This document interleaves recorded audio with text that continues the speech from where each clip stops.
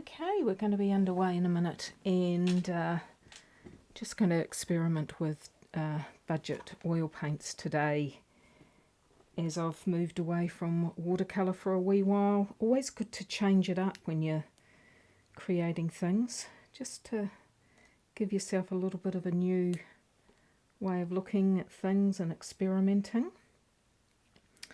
And oils have just got such a long tradition, not that I'm an oil painter, but I do like going back to them.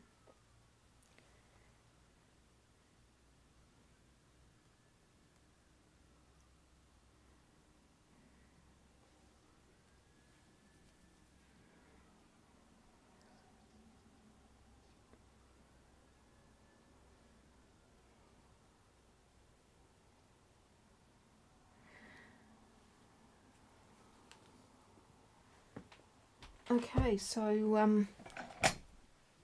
on the screen you've got two acrylic landscape paintings that I've finished recently, and in the middle there we've got our cup and saucer that I did with oils a wee while ago. But today I'm just going to be looking at colour mixing and how these how it helps to know your colours when you're creating something in terms of their values and their hues and how they respond when mixed with other colours, and particularly when mixed with white. So that's pretty much it today. I'm just going to play and see what we come up with. Right, so that can go there. Just painting on some canvas sheets. Again, not a expensive variety because it is experimentation, and I think you're more prepared to play a bit if you use budget materials.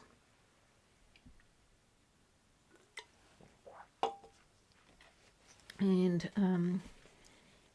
we'll start off today with I think, what have we got on our palette there? We have got titanium white, of course. Seems to be the favoured white. Then we've got a lemon, cadmium lemon yellow. Next to that we have, must be the phthalo blue. And the darker blue there on the right is the ultramarine. Under that I've popped in a little bit of violet. And right at the bottom some light green, or is it vermilion? I think it's light green. Let's have a look.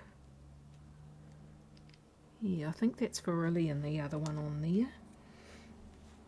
Be interesting how that responds, because vermilion's a very yellow based green, so we'll see how we go. So I'm just going to sort of mix up the primary yellow first, the lemon yellow, with some white with different proportions, and see what happens there, and you'll be able to see it as well.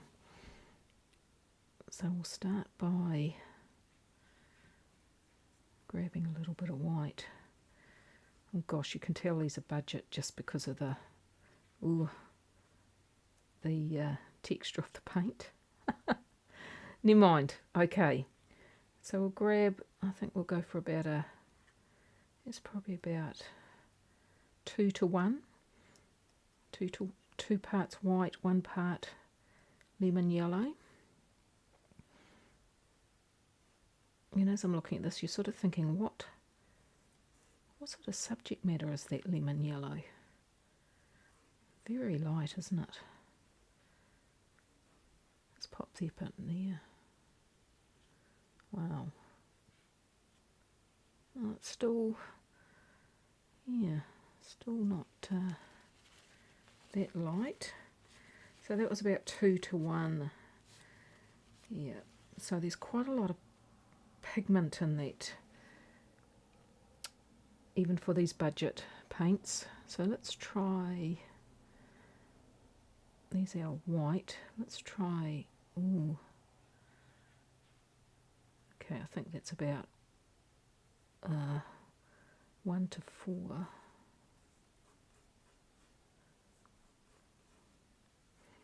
Oh my golly, that's still Yeah, so let's get some more white. Let's really see what happens if we can lighten that again. Take a bit of that and a bit more of the white. So I guess the thing you learn straight away is that, and particularly with good oil paints, is that they'll be saturated with pigment. And so you get a lot of advice to buy a really big white because you need it to break down the colours into their various values. Yeah, so we can see some difference here, but I think that the one on the right there's about 8 parts white and 1 part cad lemon. So you can see it takes a lot of white to reduce the pigment and value in these mixes. Okay, let's mix a little bit of this lemon yellow with a bit of the phthalo blue. Oh dear, I think I'll just have a touch of it, see what happens. Okay, so we've already gone to quite a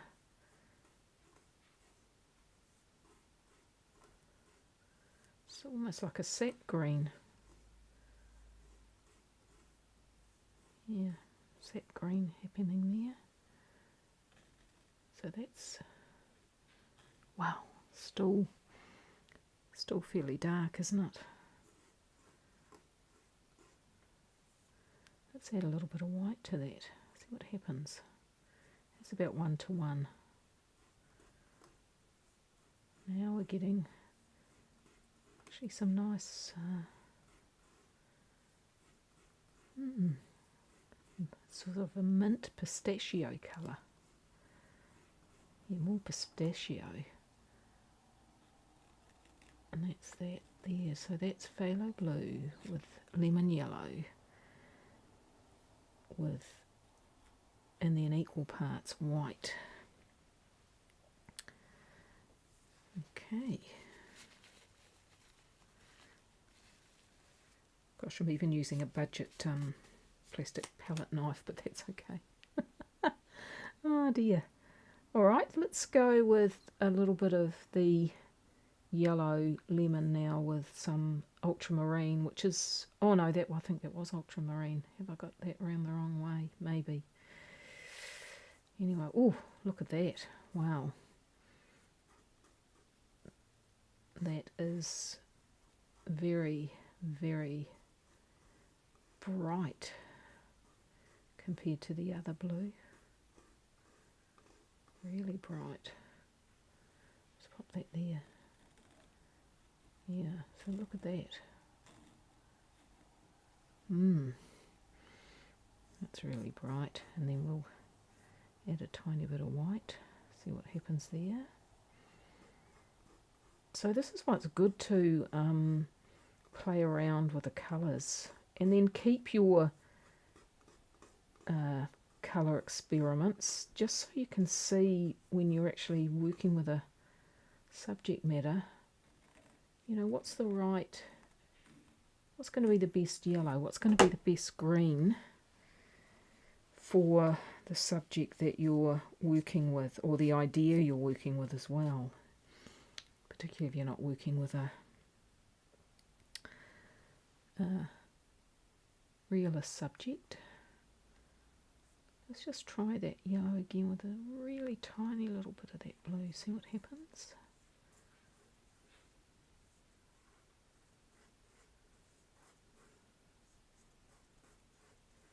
Oh, that's almost looking like a vermilion to me.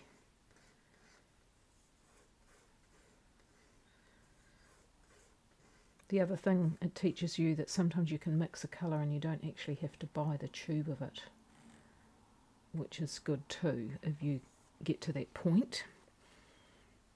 You don't have to buy 24 colours, because actually if you start with about 6, that's enough to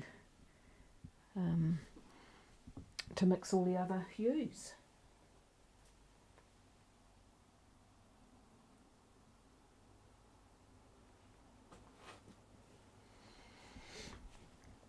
Light's fading a bit here. It's what is it, 5 p.m. But luckily in my studio here I've got a big window that gives me light. Not the best time, but okay for this sort of thing that I'm doing now. Alright, now look, we'll go with a bit of yellow with that violet, and from our colour theory we know that yellow and purple are opposite, so they'll probably make a type of brown. So if you want to grey down your hues, then you tend to add the complementary to it. Oh, don't need to add much because that's a pretty heavy violet. Let's see what comes up there.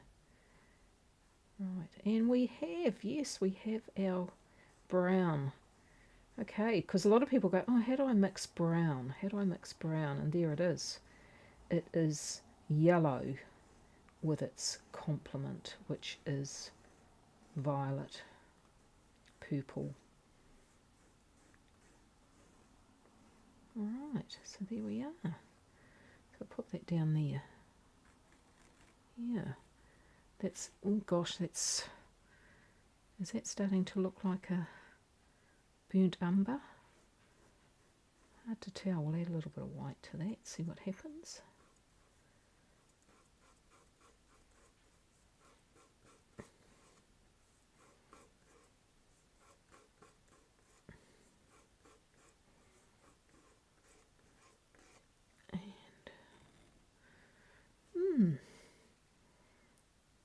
Yep.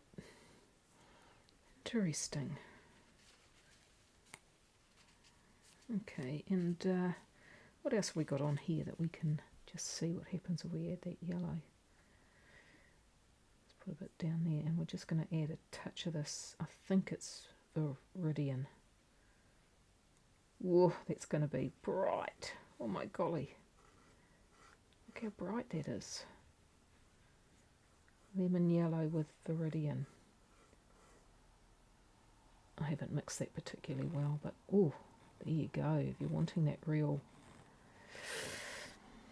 bright green, there she is. And I'll just mix up a little bit of white with that, just to see what happens with it.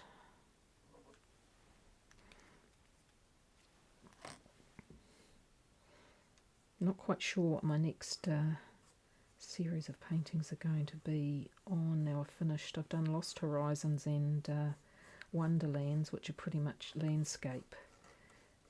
But I don't know where I'll go with it. Oh gosh, this is like mint again. There's a mint. There is a mint on there. Oh, is that the colour that you might use for an apple? Not sure. There. Okay.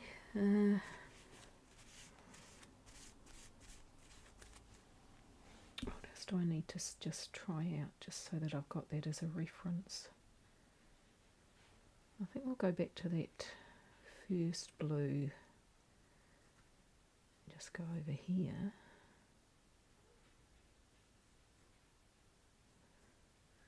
Maybe try and get it a little bit darker.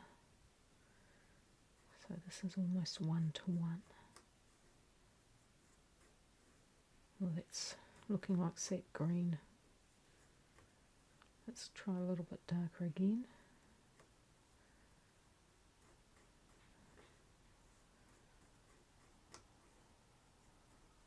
And once you've got your, you see what happens with the different yellows and the different blues, if you're exploring greens, then you'll know what ones to use for your own particular subject matter. What's that one like? That's looking very foresty. Let's try and go even darker, more towards the blue.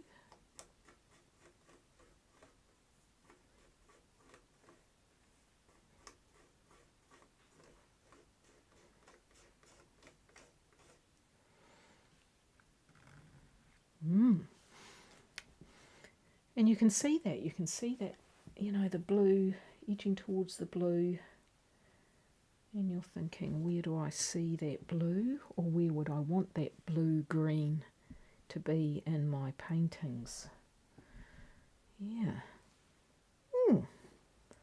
Okay, I'm a bit tending towards that violet. I'm just going to have a bit of a play with that. Let's just do a very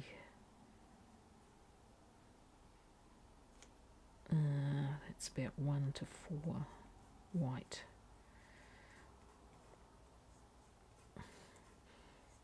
And we're going to sort of 1 to 4, we're getting towards a lilac, a mauve. 1 to 4 there. Yep. It's very sort of synthetic-y looking, isn't it, that colour? What if we just added a tiny bit to that purple? The violet, I mean, not purple, because it's more on the red side. Just darken it up a little bit.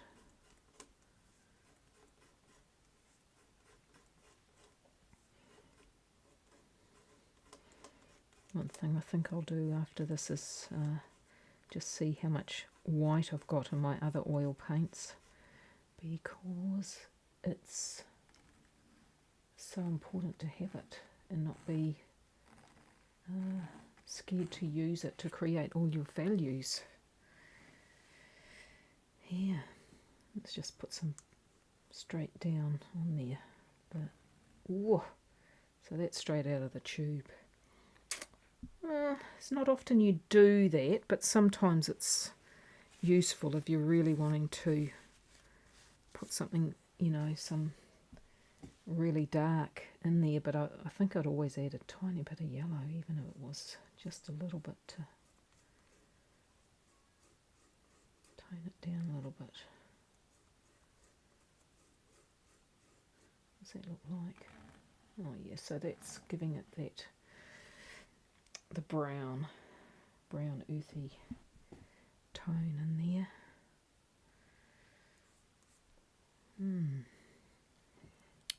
Okay.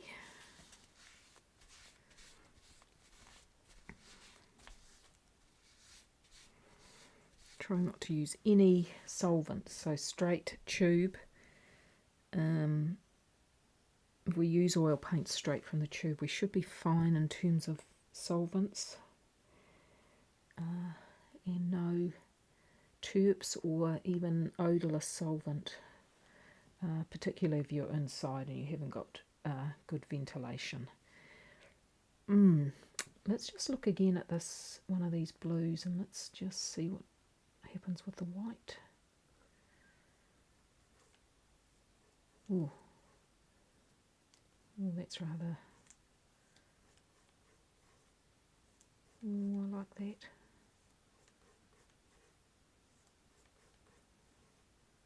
Not much blue in there. Oh, there's a bit of violet got in there on my mixing plate, but never mind. Mixing tray. Look at that. I love that colour. Right, let's just push it up a bit more in terms of value. One thing you can do when you've done something like this is you take a photo and then turn the photo into black and white, and then you really do see the values of the colours, because I always find it very hard still to see value, and it's very important in what you're doing. And then we'll just go straight from the tube. Woof! I mean, you could create so many tints in that there. That's pretty clumsy really, but just starting off, experimenting and playing. It's got a little bit of green in it.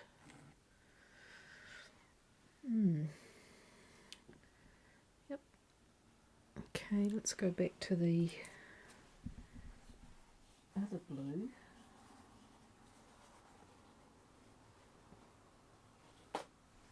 It's going to be interesting working with oils again.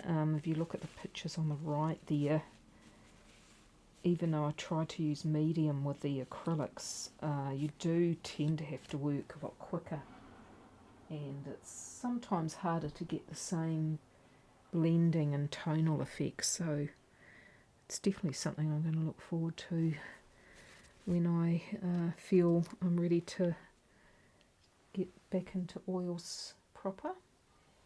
Definitely a lot more playing with, like I'm doing now, before I do it.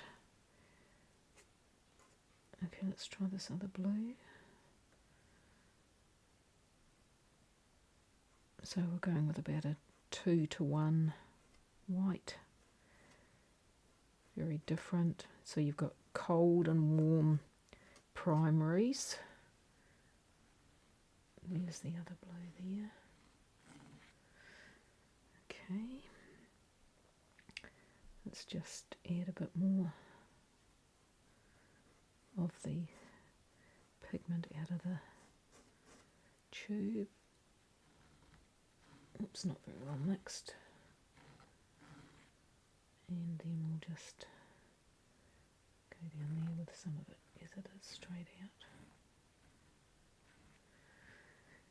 Okay, there's there's rules, but sometimes they don't apply to the work you're doing, but working straight with the colours out of the tube, I think, doesn't allow you to enjoy the wonder of colour that is unlocked within the mixing of the colours with white and their complement. Yeah, it's just amazing what can come out of that. Right, maybe we'll just do a little bit of we'll grab another yellow, I think, maybe, and just see what happens with that. I mean, you've already seen a lot of variation there with just one yellow, two blues, and there could be a lot more that you could create.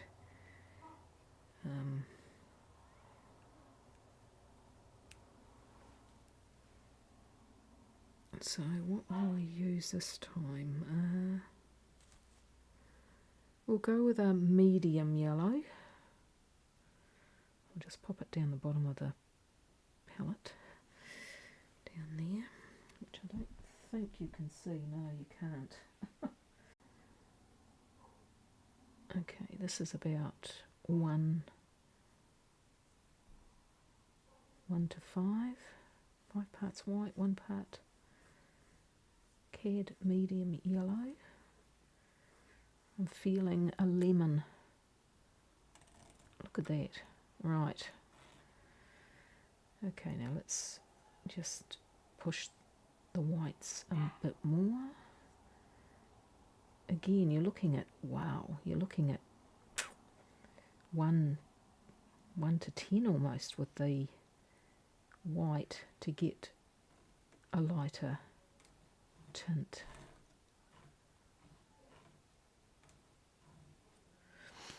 Okay, we can see the warm yellow versus the cool yellow at the top now, and it's handy to know when to use those if you're wanting to look at distance and foreground, creating depth, working warm with cold hues. Alright, let's try our medium yellow with a little bit of the blue, and yeah, very different again. Again, really good to find out what happens to these colours when we mix them with a different hues. Very different from our lemon light yellow. Probably in some ways, if you're looking at, you know, painting a still life with lemons. Oh, have I got one here? I might have one to show you. You're more likely to use mid yellow rather than that light yellow. And let's try that yellow now with a bit of the touch of the other blue. Not much. Oh, too much, never mind. Whew. That blue is just hugely powerful. Let's pop it over here. There we go.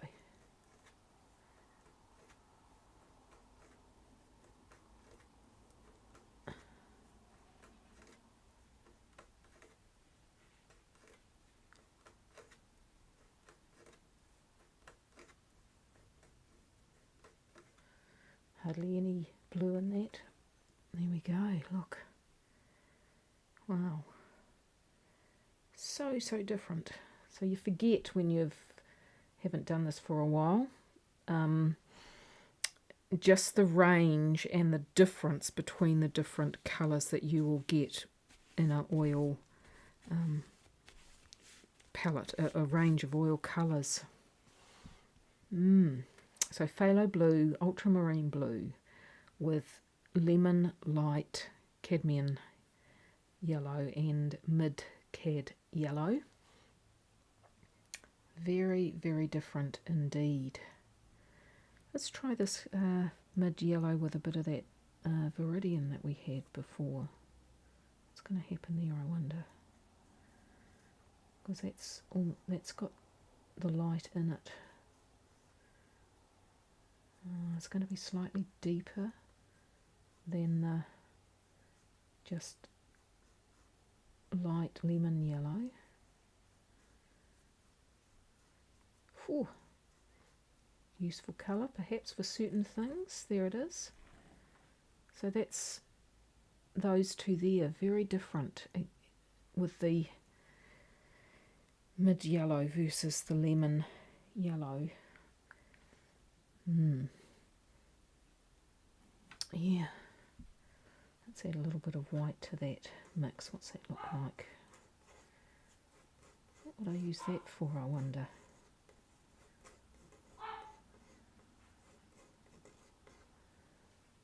Let's put it up there. Interesting. So I'm sort of, as I've done this, I'm sort of thinking, what if I was going to get, I don't know, 6 colours for my oil painting next series, what would I get? Because they're very distinctive and you don't have to get every one, but you want to get the ones that work for you and what work for your subject matter or the idea that you're trying to show. So let's just have a look at, what have we got here? Oh, here's the lemons. So if I take that off,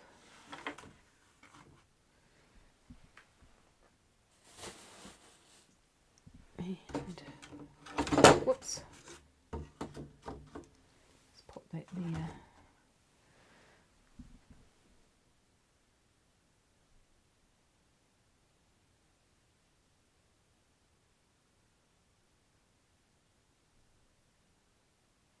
Okay, so here's a little oil painting I did quite a while ago. Yeah, I don't think I pushed the values as much as I should have on it. I mean, it's okay, but it could have been much better. When we look down at the colour mixes there, I definitely could have worked some more values into this work. Yeah, just to give it a bit of life. I do like the contrast between the background colour, but they do look a little bit like they're floating on a pink universe, which isn't too good. What else have we got here that I can just refer back to. Now, oh yep. So here's a light bulb. That one's a bit more successful in terms of light to dark, but again I think I could have gone quite a few more steps, dark and light in it. Almost like didn't spend quite enough time around the values. So what I might do is take a photo of these and then turn them into black and white to see how well the values are showing in that way. I think I was doing these as an exercise complete within an hour or something, you know, they're quick paintings, but I'm definitely missing out on the values a little bit. And the final one is, this one I think is a bit more successful with light and dark. There's a little bit more space happening in it, which is good. A lot more mixing of, I think I only used about 2 colours on this one actually, which is a good exercise too, just to get yourself not needing to use a whole lot, unless you're wanting to, you know, have an explosion of colour, which I did for my last works in acrylic. I don't think I'll do that though with the oils coming up. Anyhow, that's my little play with oils today, and we'll come back next time with some more playing with oils so that I can decide what oil colours I'm going to purchase that will not, you know, that will be a better quality. It's definitely worth getting a better quality, but for experimenting and understanding colour, I think it's okay to buy a budget range of oil colours and just play with them so you can see how the colours mix and respond to white, their complement, and that then creates more choice for you when you get to your onto your paintings proper as such. Anyhow, thanks very much. Enjoy the day wherever you are, and as I say to people I know, always create daily or paint daily, because there's nothing quite like it in terms of making us feel good, or at least allowing our emotional state to be expressed through art. See you next time.